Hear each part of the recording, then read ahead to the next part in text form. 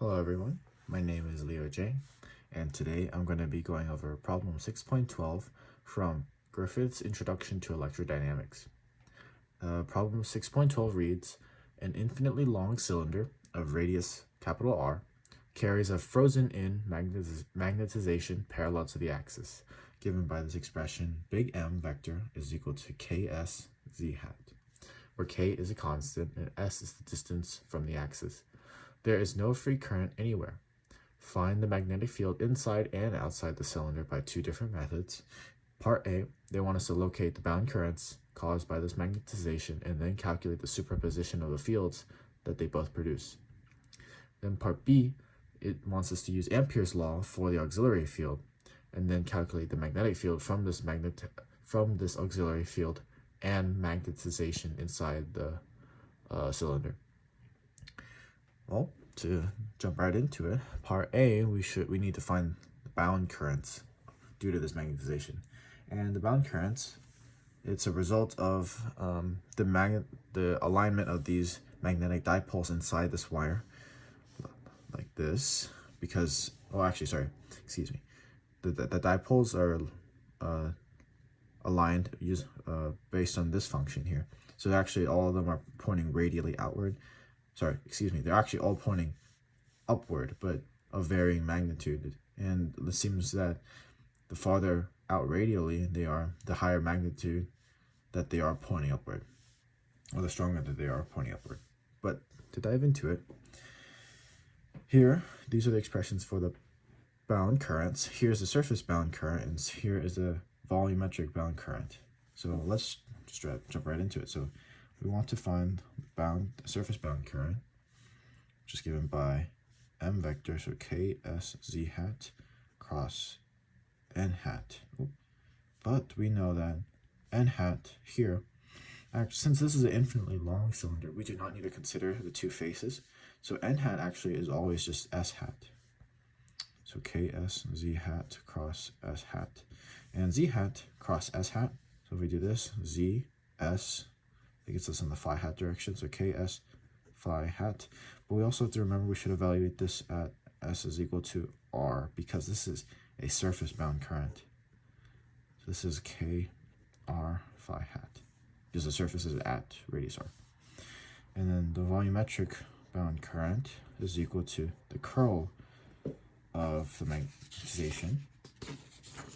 Now, let me get the formula real quick, but the curl of this expression here is given by, let's just write it out. So, S hat 1 over S del, this is M sub Z phi d M phi dz phi hat dm s dz del mz del s z hat 1 over s open brackets partial respect to s of s m sub phi minus partial m sub s d phi close. Okay, so here obviously our magnetization has only a z hat component. So if we find phi component is gone, zs component is gone, phi is gone, and then here's another s is gone. So we're only left with these two terms. But we also know that our z component has no phi dependence. So this ends up going to 0 also. So this gets us to negative phi hat times partial s ks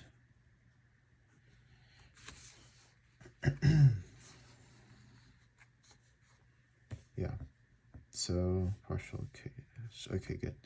So this gets us, with respect to s, that gets us negative k phi hat. Okay, so now we have both of our bound currents, and it's interesting actually because they are in opposite directions. Well, this will make sense a little bit later because actually it can be proven that the resulting current, the total current from these bound currents actually sum to zero, very similar to bound charges from magnetic polarization in electric dipoles or in electric dielectric materials.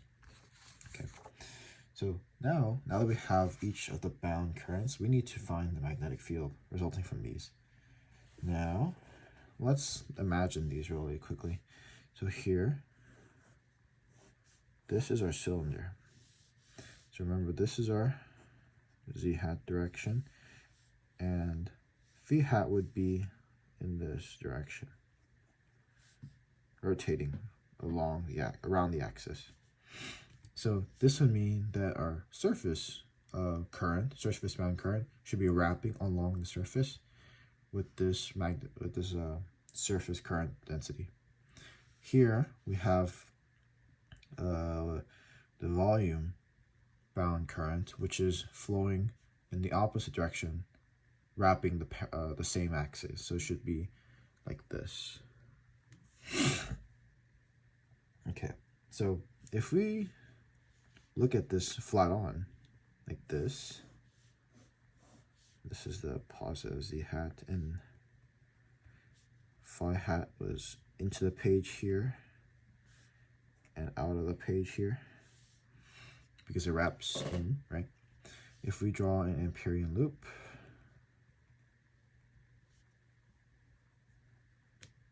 okay, and then here, right before we move on, we're going to make an argument. So since this is a surface bound charge density, surface bound current density, it's wrapping the whole wire along the surface. And another geometry that we've solved for that we know that does something very similar is the solenoid. And so we're going to argue that it has a solenoidal symmetry. So it actually, this surface charge density kind of reflects, it has the same properties of a solenoid. And if we don't remember, the solenoid magnetic field was mu naught big N I inside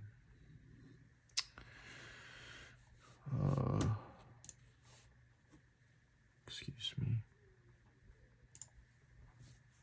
yeah, 0 and then 0 outside, and of course it should be along, nope, z hat. Okay, so we're arguing that it has this sort of symmetry here. So on the surface, it is essentially solenoid because this bound current density wraps the whole axis. So what we do is, well, that's just the surface current density. Now the volume current density, volume bound current density, wraps in the other direction. So we create this Amperian loop, and let's suppose it goes this way, counterclockwise, and we have this expression, this Ampere's law.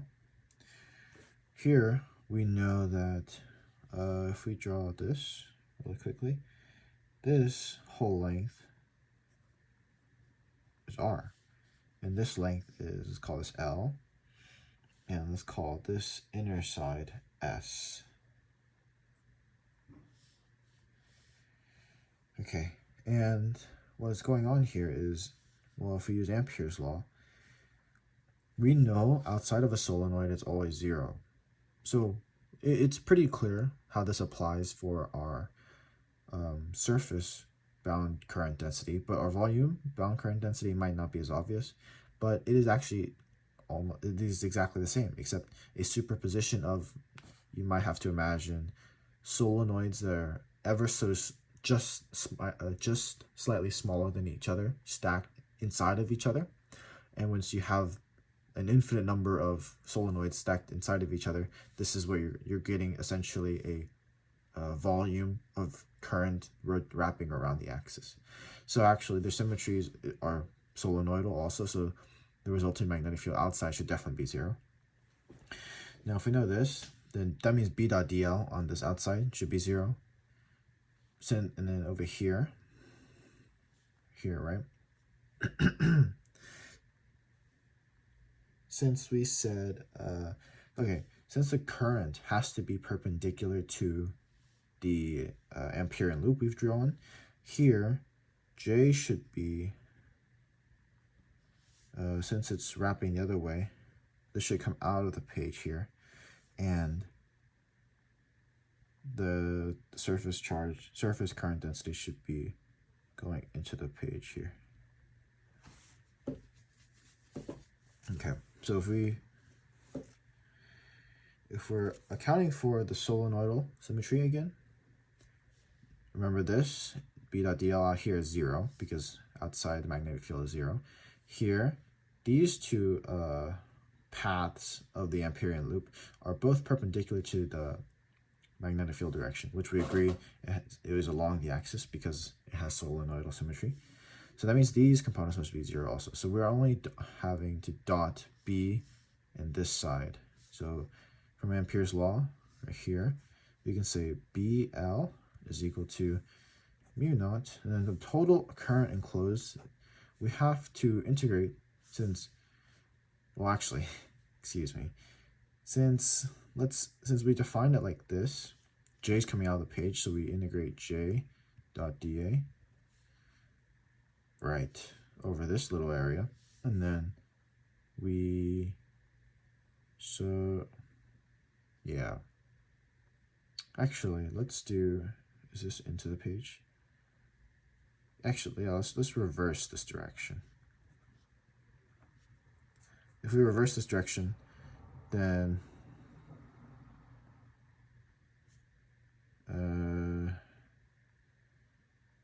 yeah, this would make more sense. Okay, so if we reverse this direction, that means phi hat, sorry, yes, so that means, yeah, this would make more sense because phi goes into the page, and if the current goes into the page like this, then the Amperian loop, since it's going into the page, that means it should wrap clockwise in our orientation. This makes more sense. So we just integrate along the same area, and then plus, since we're going to take the K direction, meaning phi direction to be the positive current direction, that's going to be KR. And since this is the surface current, bound surface current density, then it's per unit length, so like this, excuse me, per unit width or perpendicular length, so this is length L, so that gets us the total current enclosed by the surface current density. Well, now here, mu naught, J is here, negative K, and dA is actually this little area right here. dA is R minus S, that gets us this little spot, and then times L. So this is R minus S times L plus KRL. That's equal to mu naught, negative KR plus KS, missing L's, plus KRL. These terms cancel on this, and we're left with BL is equal to KSL, then B is equal to KS, and actually, since we know B is in the z hat direction, that means B vector is KS z hat, which is also equal to, I think we're, mu, oops, yeah, mu, this is equal to mu big M vector. Very nice. And since we know it has solenoidal symmetry, that means B outside equals 0. So this is for S is less than big R. So here we have two results, and that's our part A. Now, that took a little bit, but let's see what Part B has in store for us here. So here it wants us to do something very similar, and instead of calculating the bound currents from the magnetization of the material, it wants us to use Ampere's law for the auxiliary field. So Ampere's law for the auxiliary field is actually analogous to Ampere's law for the magnetic field, and it's given by this right here. Oh, you can't see that. Right here. Very similar, except very much like electric displacement, actually, it only considers the free charges. So here it's, instead of just current enclosed, it's the free current enclosed. And same thing here, we're going to take the Amperian loop to be the same as the magnetic fields, because actually it needs the current components to be in the perpendicular direction, and also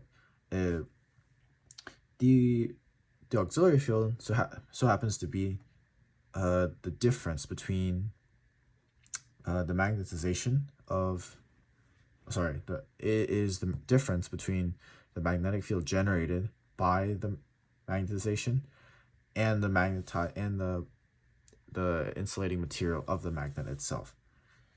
So what that means is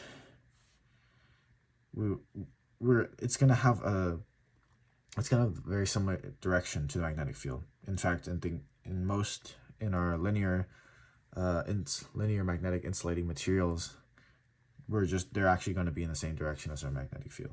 So if we take the same Amperian loop as we did earlier along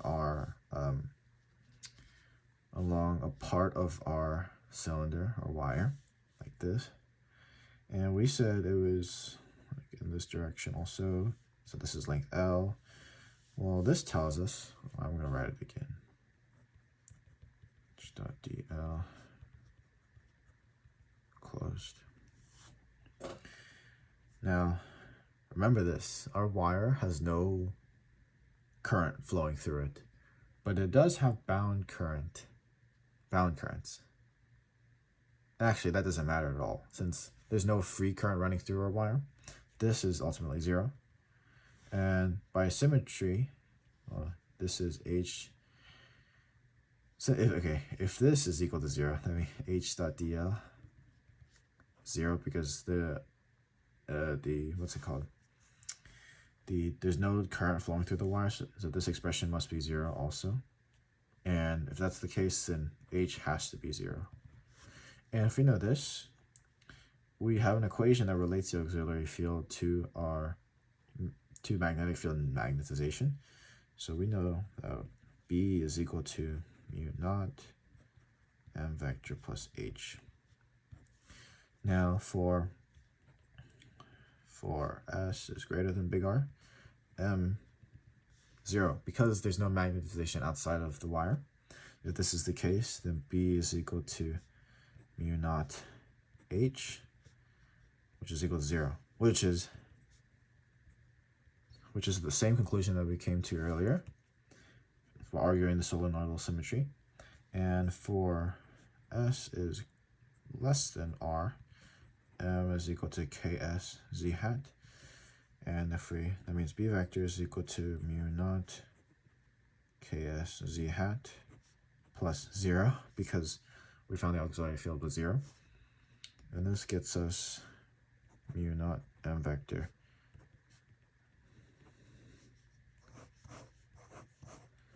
and note how this method was actually much faster than doing all of this algebra in part A. All right, that's my entire solution for problem 6.12. Thanks for listening, guys.